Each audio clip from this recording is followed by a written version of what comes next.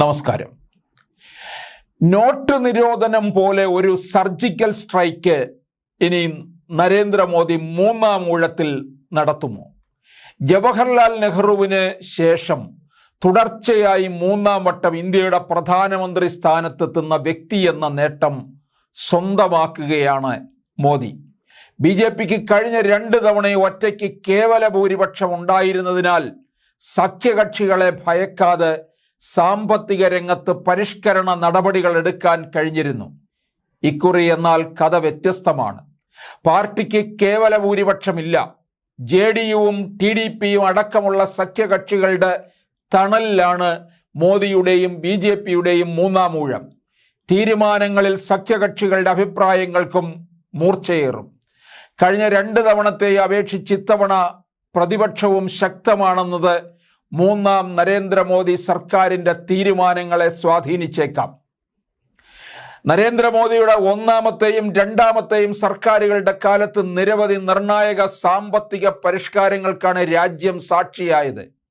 Make in India, Atmanirbhar Bharat, Viksit Bharat 2047 തുടങ്ങിയ ക്യാമ്പയിനുകളിലൂടെ നിരവധി പരിഷ്കാര നടപടികൾ ഉണ്ടായി. ഏറ്റവും പ്രധാനം 2017 ഏപ്രിൽ 1 പ്രാബല്യത്തിൽ വന്ന GST ആണ്. എല്ലാവർക്കും ബാങ്ക് അക്കൗണ്ട് എന്ന ലക്ഷ്യത്തോടെയുള്ള ജൻധൻ യോജന, പ്രധാനമന്ത്രി ഇൻഷുറൻസ് പദ്ധതി, കർഷകർക്ക് വരുമാന പിന്തുണ ഉറപ്പാക്കുന്ന PM കിസാൻ സമ്മാൻ നിധി, പുതിയ ആദായ നികുതി സ്കീം, അടിസ്ഥാന സൗകര്യ വികസനം ത്വരിതപ്പെടുത്താനുള്ള PM ഗതിശക്തി, പ്രധാനമന്ത്രി ഉജ്ജൽ യോജന, ഇന്ത്യയെ മാനുഫാക്ചറിംഗ് ഹബ്ബാക്കുക എന്ന ലക്ഷ്യത്തോടെയുള്ള PLI സ്കീം, വന്ദേ ഭാരത് ട്രെയിനുകൾ തുടങ്ങിയവയും മോദിയുടെ കഴിഞ്ഞ 10 വർഷത്തെ ഭരണകാലത്ത് നടപ്പായവയാണ്. 2016 നോട്ട് നിരോധനം സമ്പദ് വ്യവസ്ഥയാകെ പിടിച്ചുലച്ചെങ്കിലും രാജ്യത്തെ ഡിജിറ്റൽ പണമിടപാടുകൾക്ക് ജനകീയമാകാൻ അത് വഴിവെച്ചു. അടിസ്ഥാന സൗകര്യ വികസനത്തിനും ഊന്നൽ നൽകിയ കഴിഞ്ഞ 2 മോദി സർക്കാരുകളുടെ കീഴിൽ പുതുതായി നിർമ്മിച്ചത് 55,000 കിലോമീറ്ററിലധികം റോഡും 25,000 കിലോമീറ്ററിലധികം റെയിൽപാതകളുമാണ്. നോട്ട് നിരോധനവും കോവിഡ് ലോക്ക്ഡൌണും സാമ്പത്തിക മേഖലയെ വല്ലാതെ ഉലച്ചതും ഉയർന്ന തൊഴിലില്ലായ്മ നിരക്കും കഴിഞ്ഞ മോദി സർക്കാരിന്റെ കോട്ടങ്ങളായിരുന്നു. രാജ്യത്തെ തൊഴിലാളികളിൽ 40%-ലധികവും ഇപ്പോഴും കാർഷിക മേഖലയിലാണെന്നതും ആ നിരക്കുയർന്നു വരുന്നതും മറ്റ് തൊഴിലവസരങ്ങളുടെ കുറവാണെന്ന് വിലയിരുത്തപ്പെടുന്നു.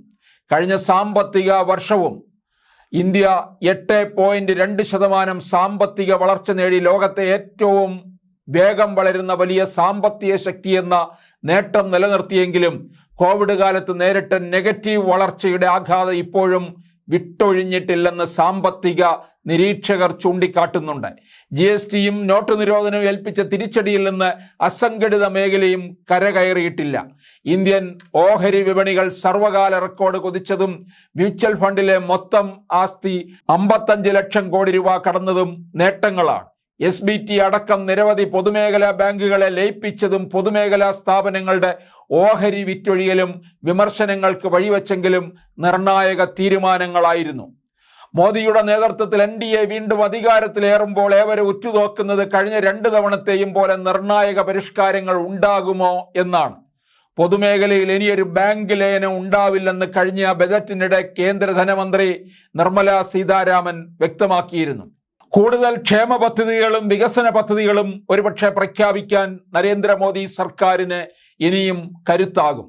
മോദിയുടെ മൂന്നാമത്തെ ആദ്യ മന്ത്രിസഭാ യോഗം, 100 ദിന കർമ്മ പദ്ധതികൾ, ആദ്യ സമ്പൂർണ്ണ ബജറ്റ് എന്നിവ ജനപ്രിയ പ്രഖ്യാപനങ്ങളാൽ ഒരുപക്ഷെ നിറഞ്ഞേക്കാം.